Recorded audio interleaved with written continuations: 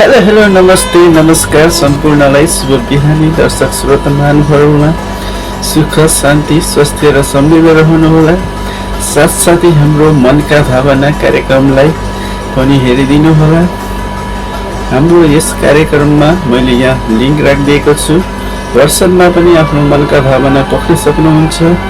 आफ्नो मनका भावना व्हाट्सएप लिंक छ, टिकटक आईडी छ, हाम्रो फेसबुक आईडी छ। मैले सम्पूर्ण यहाँ राखिदिएको छु। माथि हजुरहरूले हेर्न सक्नुहुन्छ। आफ्नो दुःख सुख धोका स्टोरी लभ स्टोरीहरू पनि हामी मार्फत साझा गर्न सक्नुहुन्छ। हजुरको प्रस्तुति हामीलाई सम्पूर्ण यसरी नै हामी प्रस्तुत गर्नेछौँ। साथमा हुनुहुन्छ प्राविधिक साथी श्री भीमली मौर्य, साथै प्रस्तुतता माथि हजुरहरूकै साथी म सन्तोष माझी।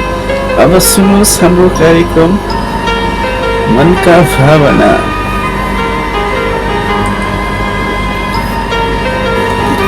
धोका खानु कमजोरी होइन, गलत मान्छेहरूलाई सही ठानेर विश्वास गर्नु मात्र हो। संसारमा सबै मुस्कान साँचो हुँदैन, सबै मिठा शब्दमा इमानदारी लुकेको हुँदैन। केही मानिसहरू आवश्यकता पूरा नभएसम्म साथ दिन्छन् र अनि स्वार्थ सकिएपछि अपरिचित बनेर हिँड्छन्। तर याद राख्नुहोस्, धोका दिने मानिसहरू केही समयका लागि खुसी देखिए पनि तर समयले हरेक कर्मको हिसाब राखेको हुन्छ। विश्वास तोड्नले एक दिन आफैमा विश्वास गुमाउँछ। अरूको मन दुखाएर बनाएको खुसीले कहिले पनि लामो समयसम्म टिक्दैन। यदि तपाईलाई कसैले धोका दिएको छ भने बदलामा लिने होइन, आफूलाई अझ बलियो बनाउन प्रयास गर्नुहोस्, किनकि तपाईले सफलता नै सबैभन्दा ठुलो जवाफ हो।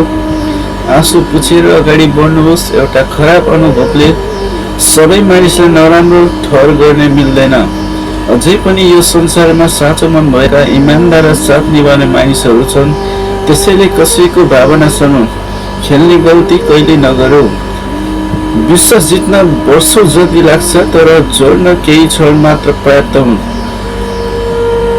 जीवनमा सधैँ माया सम्मान र इमानदारी रोजौं, किनकि अन्त्यमा मानिसको परिचय उसको बोलीले होइन व्यवहारले दिन्छ।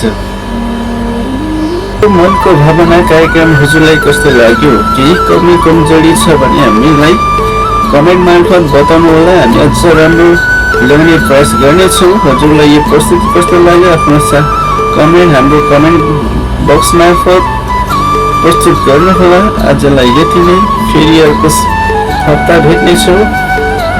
हस्त धन्यवाद।